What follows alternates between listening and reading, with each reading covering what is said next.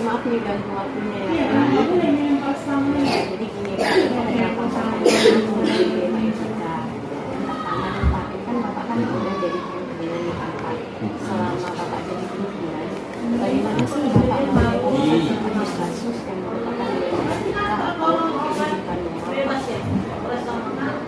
Jadi kasus-kasus itu kita terima dari masing-masing karena mereka yang mengidentifikasi sejak masa lalu ada di kelas pada siswa maupun pada orang tua kita jadi kelas dulu dan nanti disampaikan ke kepala sekolah.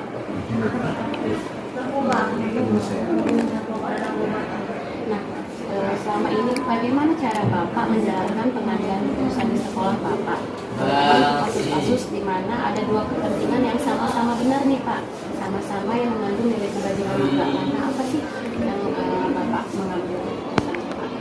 Langkah-langkah yang kita lakukan pertama sebelum kasus terjadi, maka kita harus mengadakan SOP, ya, standar operasional pelayanan sekolah itu, dan itu kita sampaikan kepada wali kelas dan kepada orang tua siswa. Kita sampaikan standar pelayanannya, kemudian karakter anak, kemudian perbedaan penyerapan pembelajaran anak masing-masing yang itu tidak sama, semua anak bisa menerima semua pelajaran, jadi yang berbeda-beda. Oke, dari itu langkah-langkah yang selanjutnya Bapak lakukan untuk SOP dahulu, baru Bapak sampaikan ke wali kelas dan wali kelas menyampaikan ke orang tua siswa, gitu ya Pak ya. Supaya saling memahami semua. Benar-benar Pak. Nah, hal-hal apa saja nih Pak yang selama ini Bapak anggap efektif dalam mengambil sebuah keputusan untuk kasus-kasus yang terjadi di SD ini Pak tentang nilai etika? Jadi hal-hal itu ya seperti yang kita sampaikan di atas, tentu kita tetap berdasarkan SOP dulu. Jadi kita nggak boleh lari dari SOP supaya apa? Supaya keputusan itu tidak menyalahi. Jadi semua siswa itu menerima dengan keputusan itu. Jadi kalau ada yang menyalahi SOP, katakan bahwa harus mengikuti sanksi yang ada.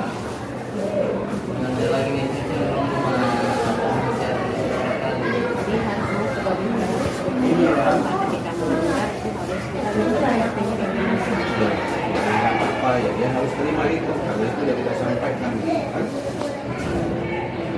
Ini kan biasanya kan Pak walaupun ada SOP tentunya pasti ada hal-hal yang di luar dugaan kita. Pastinya ada tantangan-tantangan nih dalam pengambilan keputusan, misalnya ini kasihan si anak, kasihan si ini gitu kan Pak, pasti kita pasti ada SOP komisi penanganan. Nah, apa sih Pak yang menjadi tantangan dalam pengambilan keputusan pada kasus-kasus dilema etika Pak? Tantangannya sebenarnya kalau dari orang tua siswa dan siswanya itu tidak memahami SOP tadi, tidak mau memahami SOP, maunya kemauan sendiri, ya ini masalah, itu tantangan. Kalau masih ibunya mau kemauannya apapun itu masalah nggak selesai. Jadi kalau sesuai dengan SOP yang ada selesai. Benar-benar Pak, kadang kan orang tua dia karena anaknya gitu kan dibelanya tanpa melihat SOP yang berjalan dalam sekolah tersebut gitu ya Pak ya. Apakah Bapak memiliki sebuah jadwal tertentu gitu dalam menyelesaikan kasus dilema etika?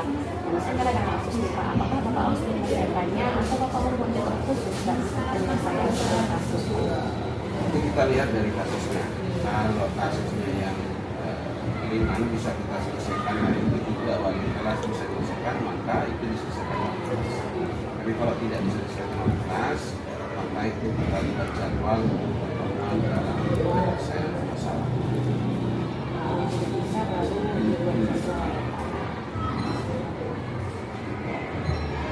Nah, apakah dalam penyelesaian dilema etika ini Pak, apa yang membuat faktor Bapak mempermudah dalam menyelesaikan kasus? Siapa aja aja yang membantu Bapak membuat sebuah keputusan dalam memutuskan sebuah kasus, Pak? Jadi dalam memutuskan untuk memilah itu, yang pertama setiap setiap apa yang dilakukan di sekolah itu harus disampaikan kepada siswa maupun mahasiswa. Yang pertama, semoga kita nanti kasus yang baru kita menyelesaikan. Yang kedua, setiap kasus yang ada itu harus diidentifikasi permasalahannya itu sedikit mungkin oleh wali kelas, sehingga tidak ada yang terzalimi.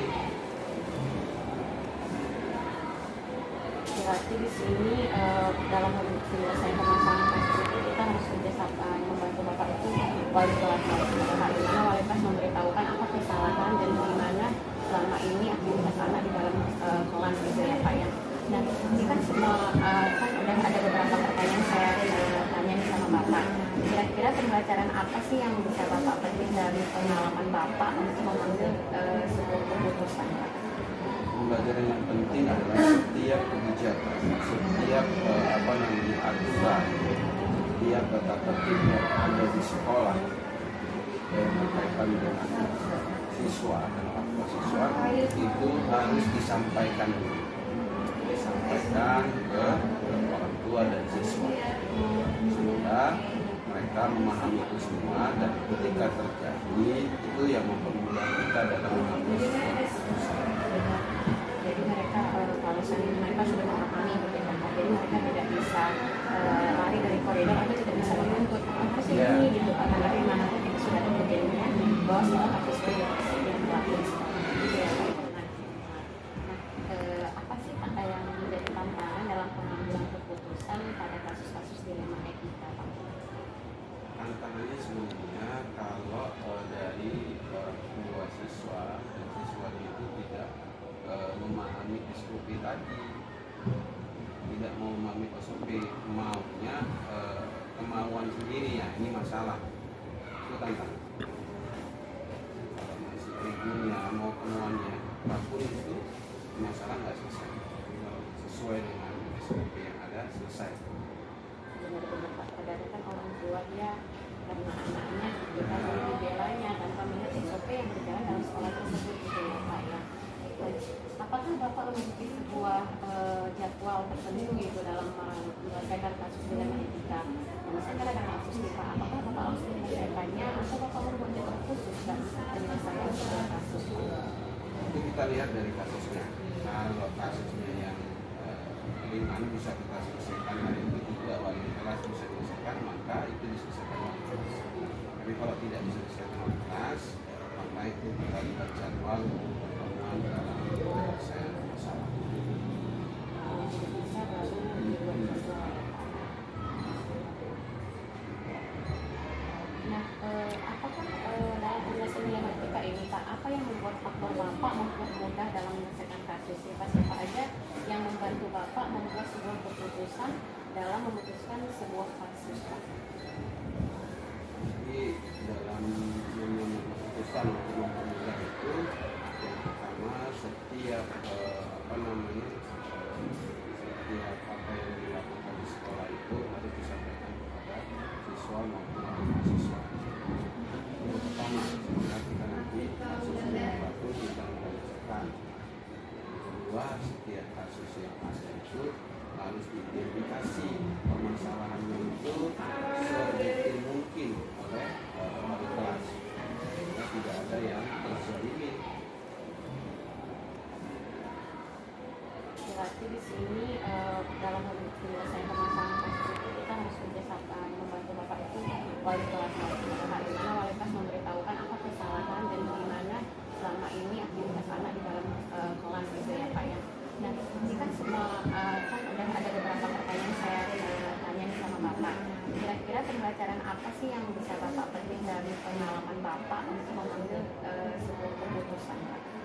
Pembelajaran yang penting adalah setiap kebijakan, setiap aturan, setiap tata tertib yang ada di sekolah yang berkaitan dengan siswa dan wakil siswa itu harus disampaikan dulu, disampaikan ke memahami itu semua, dan ketika terjadi itu yang mempermudah kita dalam mengambil sebuah keputusan.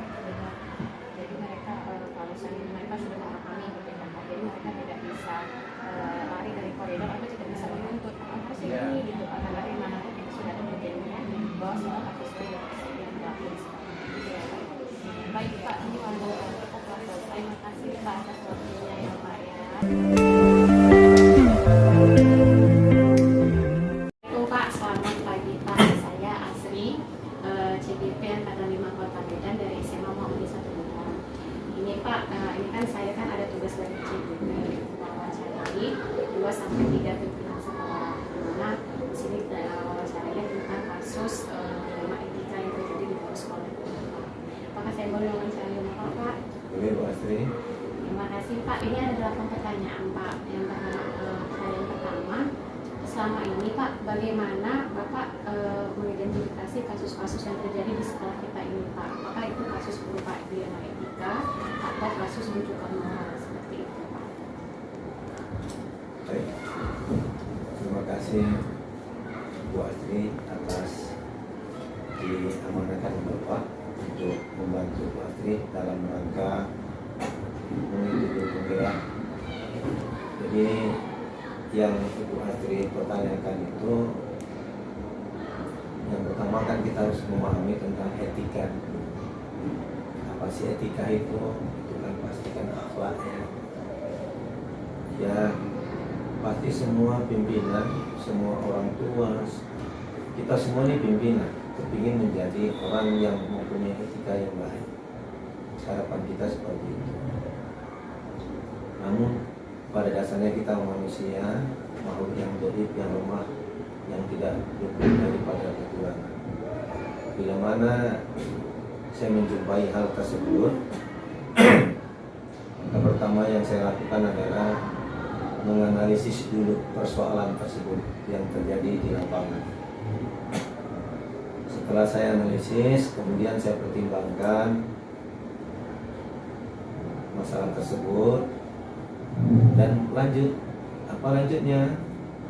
Maka saya putuskan. Memutuskan itu juga tidak boleh untuk satu pihak. Jadi yang saya putuskan itu adalah harus untuk kepentingan kedua belah pihak. Artinya tidak ada yang dirugikan. Itulah kalau terjadi seperti itu Bu Astri. Mungkin untuk sementara itu dulu yang bisa saya berikan komentarnya. Betul. Bagaimana Anda menjalankan pengambilan keputusan di sekolah Anda, terutama dalam kasus-kasus yang mana ada dua kepentingan sama-sama benar atau sama-sama mengambil nilai kebajikan itu? Ya nih Pak, setelah kan tadi Bapak sudah mengetahui mana yang etika moral sama dilema etika sama menunjukkan moral nih.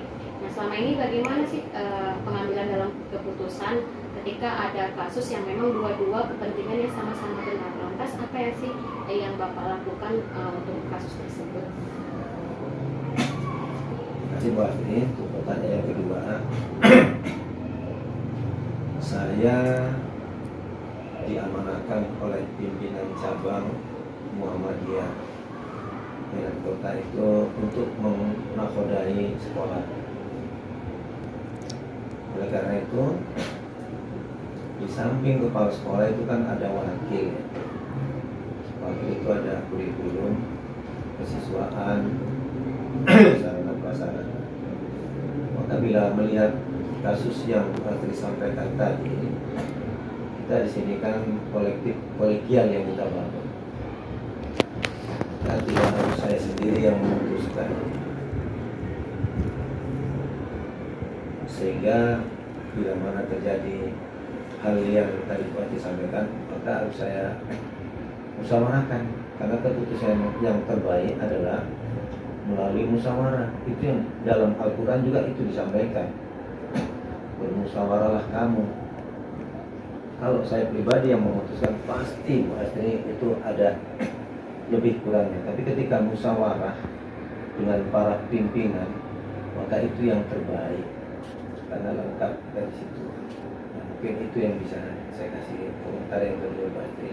Jadi ketika kita mengambil keputusan kita harus kita musyawarah ya. Iya. Apabila musyawarah itu keputusannya jauh lebih baik benar ada beberapa pandangan di situ. Karena dua persoalan. Tapi kalau misalnya satu persoalan, mungkin bisa kita langsungkan. Ini kan ada dua persoalan. Dua-dua mengatakan mungkin baik, mungkin benar. Nah itu dia, itu maksudnya.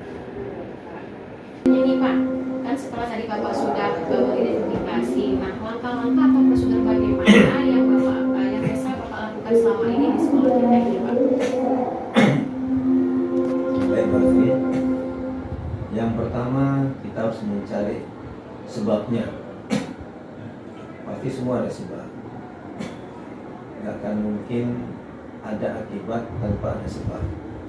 Jadi permasalahan itu semua ada sebabnya. Jadi setelah sebabnya sudah kita dapati, maka kita juga melihat siapa saja yang terlibat dalam persoalan tersebut.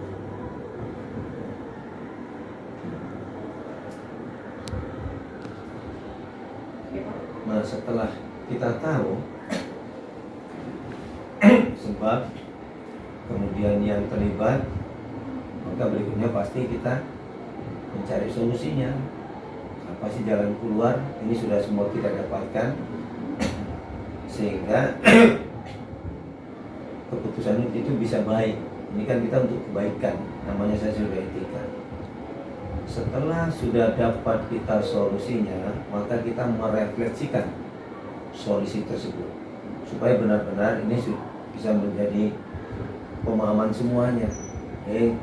Jangan ada yang dirugikan dalam persoalan tersebut. Harus semuanya yang baiklah, yang diuntungkan semua. Berarti langkah-langkah yang selama ini Bapak lakukan ketika ada kasus dari etika itu Bapak mencari dulu sebab apa sih penyebabnya kasus tersebut, terus Bapak lihat siapa yang terlibat. Tentunya kan ada pihak, dua pihak ataupun tiga pihak nantinya gitu. Terus mencari solusi dan Bapak merefleksikan apakah solusi itu tepat untuk kedua belah pihak tersebut. Terus selanjutnya nih Pak, hal-hal apa saja sih yang selama ini Bapak rasa itu menjadi hal yang efektif dalam pengambilan sebuah keputusan untuk menghadapi kasus dilema etika ini Pak? Baik, buat ini mungkin kita kembali ke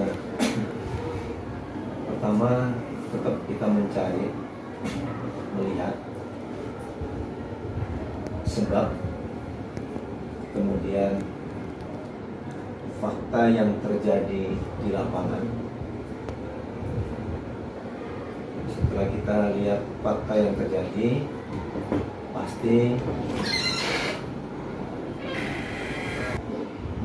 hal-hal apa saja nih Pak yang Bapak rasa selama ini efektif ini dalam pengambilan keputusan terhadap kasus dilema etika yang sedang terjadi di sekolah ini Pak? Baik, berarti terima kasih. Yang pertama pasti adalah melihat fakta di lapangan. Kalau misalnya kita tidak bisa lihat, maka kita cari saksi. Setelah kita lihat fakta, kemudian kita lanjutkan apa sih yang terjadi setelah ada masalah tadi. Setelah kita tahu kejadian tersebut, sebabnya apa sebenarnya, kok bisa menjadi seperti itu, kita cari akar masalah. Setelah tahu kita semuanya itu, baru kita tarik kesimpulan solusinya itu apa supaya ini ke depan tidak terjadi lagi, dan justru kesalahan yang dilakukan, masalah yang telah berlaku itu bisa menjadi lebih baik ke depannya. Maka jadikanlah kesalahan itu menjadi motivasi untuk lebih baik ke depannya. Mungkin itu pasti yang selama ini yang saya lakukan. Tidak ada hidup itu enggak punya masalah, itu tidak ada. Tapi bagaimana kita menyikapi masalah itu bisa menjadi lebih baik. Apalagi kalau dilema etika ini terkadang kita bingung untuk menentukan suatu keputusan ya kan Pak. Langkah yang Bapak hal yang efektif ini sudah sangat baik sih Pak dalam pengambilan keputusan, di mana Bapak ketika tidak ada kita tidak bisa mencari faktanya, kita mencari saksi-saksinya dulu, baru kita bisa mengetahui apa sih penyebabnya. Tentunya kalau kita berbuat kesalahan pasti ada penyebab yang mendasari kita seperti itu ya Pak. Selanjutnya tadi kan Bapak kan sudah ada cara-cara yang efektif dalam mengambil sebuah keputusan. Tentunya ketika Bapak mengambil sebuah keputusan pasti ada tantangan-tantangan, dimana kan kalau keputusan itu kan tidak semua pihak memahami. Tantangan apa sih yang selama ini Bapak dapatkan ketika mengambil sebuah keputusan? Baiklah, ini kita pada dasarnya harus ingat bahwasanya apapun yang kita berikan sebagai manusia itu tidak akan mungkin semuanya itu setuju dalam menerima yang kita putuskan. Tapi kita ingat, kita adalah orang yang beragama. Kita harus setiap persoalan itu kita tidak boleh jauh daripada Al-Quran. Allah menjelaskan dalam ayatnya, wal takum minkum ummatu yad'una ilal khairi wa ya'muruna bil ma'ruf. Hendaklah ada segolongan umat yang menyuruh kepada kebaikan. Jadi menyuruh yang ma'ruf, yang baik. Nah, itu ayat Allah. Kemudian setelah kita sampaikan tadi keputusan itu, diiringin dengan penajam dalam ayat-ayat Allah itu, insya Allah itu ya bisa berjalan sebagaimana biasanya. Oleh karena itu harapan kita semua mungkin setiap masalah pasti ada solusi. Tapi ingat bahwasanya Allah katakan wallahu yuhibbul muhsinin. Allah itu suka orang yang berbuat kebaikan. Orang yang berbuat kebaikan kemudian maka ditambah lagi dengan Allah, wa ulaika humul muflihun. Mereka itulah orang-orang yang beruntung. Nah, mungkin itulah Bu Andri. Jadi ketika ada tantangan gitu sama ini Bapak berpacu ketika kita ingat pesan di dalam Al-Quran bahwa kita harus menjadi orang yang bijak dan baik, kan Pak? Baik Pak. Ini Pak, apakah ketika Bapak memiliki memiliki jadwal tertentu dalam penyelesaian masalah gitu kan Pak? Atau Bapak mau menyelesaikan masalah pada saat itu juga? Bapak menjadwalkannya gimana ketika Bapak menghadapi masalah tersebut? Baik Bu Andri. Pertama kita melihat ketika seorang guru mendapatkan siswa bermasalah ketika terjadinya proses pembelajaran, maka guru tersebutlah yang menyelesaikan. Namun bila mana berulang kali, kalau berulang kali itu berarti maksimal ada 3 kali, juga ada batasannya, maka guru itu menyelesaikannya kepada wali kelas. Maka dilimpahkanlah kepada wali kelas. Nah, setelah diselesaikan oleh wali kelas tidak berubah, maka ini dilanjut pada bika. Jadi persoalan tersebut diambil alih oleh bimbingan konseling, baik itu tentang keterlambatan, baik itu tentang mungkin ya namanya anak entah ribut jadi berantem. Setelah BK juga ada jenjangnya. Wali kelas juga gitu, 3 kali enggak, maka ini diambil alih oleh WKS 3. Nah, ketika WKS 3 juga tidak berubah, ketika diserahkan sama saya, itu biasanya kepala sekolah itu langsung memberikan surat rekomendasi untuk dikembalikan kepada orang tua. Tapi alhamdulillah Bu Astri sampai sekarang itu belum pernah terjadi. Karena setiap kebetulan sekolah kita yang bernuansa Islam ya, itu kan 20 menit, kita masuk jam 7:05, 20 menit kita melaksanakan tadabbur. Jadi memahami, setelah dipahami diaplikasikan dalam kehidupan.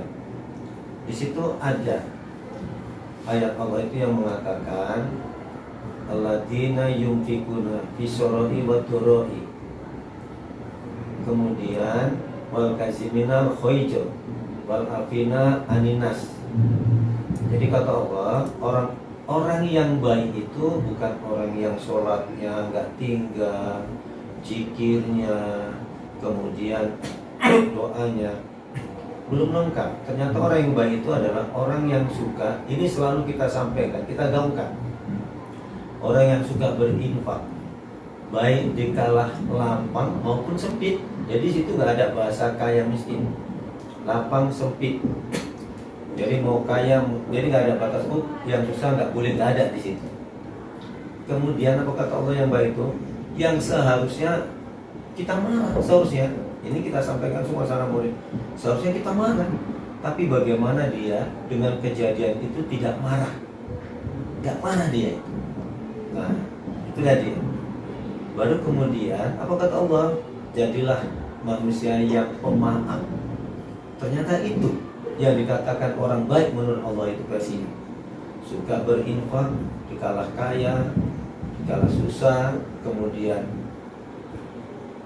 bisa menahan amarah yang seharusnya bisa marah, tapi dia bisa nggak marah.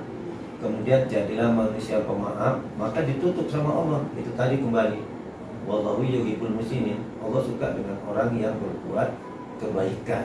Itu insya Allah ke WKS 3 pun nggak pernah sampai di sini Bu Astri.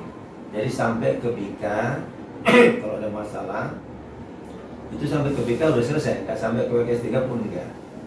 Tapi kalau ada yang sifatnya mungkin tawuran, karena kebetulan kita juga berdekatan dengan sekolah negeri, insya Allah nah kita juga nggak pernah ikut-ikut. Nah, itulah Bu Astri. Oleh karena itu dekatlah dengan Al-Quran apapun ceritanya. Nah, terima kasih. Berarti kalau di sini itu dia ketika ada permasalahan itu wajib diselesaikan di hari itu juga. Iya, nggak ada jadwal. Dan itu sesuai dengan alurnya, dimana kalau di bidang studi dulu, baru naik keluar kelas ke TK, dan setelah itu ke PKS 3. Dan di samping itu di sini menerapkan bahwa ketika kita punya permasalahan itu coba kita menangani anak, usahakan kita menjadi pemaaf dengan kondisi anak seperti itu ya Pak. Sangat bagus sekali di sini ya Pak ya. Saya udah bertanya tuh Pak, kalau Bapak menjelaskan permasalahan pada waktu itu juga supaya nggak terlalu menceritakan. Nah, dalam penyelesaian suatu permasalahan, adakah seseorang yang membantu Bapak atau faktor-faktor yang membantu Bapak sehingga membuat mengambil keputusan itu jauh lebih mudah begitu Pak? Jadi Bu Astri, yang pertama itu kan ada tupoksinya masing-masing ya. Guru, wali kelas, BK, WKS 3, kemudian kepala lab, koordinator, TPMPS, wakil, dan saya. Yang membantu saya yang pertama, ketika masalah itu baik ditangani oleh guru, wali kelas, BK, apalagi WKS 3. Tapi ketika ditangani oleh guru tersebut, orang tua dapat memahami apa yang disampaikan, itulah yang membantu kita. Jadi bukan siapa-siapa, ya orang tua ketika paham dengan apa yang disampaikan oleh guru dalam menyelesaikan persoalan tersebut. Dan tadi kan sudah dikatakan, itu apa yang saya lakukan ini juga kita transferkan kepada semua majelis guru. Jadi setiap menyelesaikan itu adalah lihat fakta, apa yang terjadi, sebabnya itu apa, kenapa kok ada. Nah itu seperti itu. Nah setelah itu sehingga kita bisa mengambil suatu solusi. Nah, jadi setelah diambil orang tuanya paham, saya dijelaskan, itulah yang membantu kita menyelesaikan persoalan. Dan insya Allah itu selama ini seperti itu. Jadi ternyata menyelesaikan persoalan nggak mesti dengan marah-marah. Nah, ya, jadi dengan musyawarah. Musyawarah itulah dasar yang paling membantu. Gak ada yang lain. Jadi sama ini apalagi sekarang kita merdeka belajar gitu ya tanpa ketika Bapak membantu Bapak atau faktor dalam mengambil keputusan, tentunya kita harus ada kolaborasi ya Pak ya dengan guru ataupun dengan orang tua siswa. Jadi mereka sama-sama tahu. Jadi tidak ada informasi yang sama sekali rancu gitu ya Pak ya. Baik Pak, kita ke pertanyaan. Kalau tadi kan Pak sudah kita bermusyawarah, tentunya dari setiap kasus kita ada pembelajaran yang kita dapatkan gitu kan Pak. Nah, pembelajaran apa yang bisa Bapak petik dalam proses penyelesaian kasus dilema etika ini Pak? Baik Bu Astri, kalau saya, pembelajaran yang bisa saya petik ketika saya bisa menyelesaikan tantangan, itu pembelajaran yang sangat berharga. Jadi pernah Bu Astri ada orang tua yang tidak terima anaknya diberikan sanksi. Jadi ketika itu rambutnya itu pangkasnya pangkas ya ala-ala artis, maka oleh guru piket dipangkas, bukan dicolak, beda itu artinya dipangkas, diberikan orang tuanya nggak terima. Bla bla bla bla kata orang tua. Karena saya melihat orang tua marah dengan guru piket, ini langsung saya ambil. Jadi sudah belajar dari prosedur nggak mesti walikan, saya ambil. Saya merasa terpanggil. Saya juga tidak mau guru kita dihakimi oleh orang tua. Mungkin karena si orang tua ini merasa mungkin ya selama ini di lingkungan itu dialah kira-kira bahasa kasarnya preman, itulah dia. Nah ketika saya bisa menghadapi tantangan itu, memberikan dan itu selesai, itulah yang membuat saya bahagia. Itulah pengalaman yang menarik. Ya kembali ke awal tadi Bu Astri, nggak semua persoalan itu diselesaikan dengan kekerasan, dengan bahasa-bahasa yang enggak, ternyata Bu Astri. Tantangan wajib kita hadapi. Kalau kita ingin menjadi orang sukses, jangan lari dari tantangan. Sampai kapanpun kita tidak akan menemukan apa solusi menyelesaikan persoalan. Mungkin itu Bu Astri. Pribadi saya ya. Jadi saya yang menarik itu adalah ketika menghadapi tantangan yang bisa saya selesaikan. Berarti pelajaran yang bisa Bapak petik dalam setiap kasus itu ketika Bapak bisa menyelesaikan tantangan itu Iya. sebelumnya Pak ya. Baik Pak, terima kasih Pak atas wawancara kita hari ini. Maaf Pak sebelumnya saya telah mengganggu waktunya Pak sekali. Terima kasih ya Pak. Mudah-mudahan sukses selalu. Amin Ya. Pak, sukses juga untuk Bapak dan Amin. semoga sekolah kita semakin di depan ya Pak.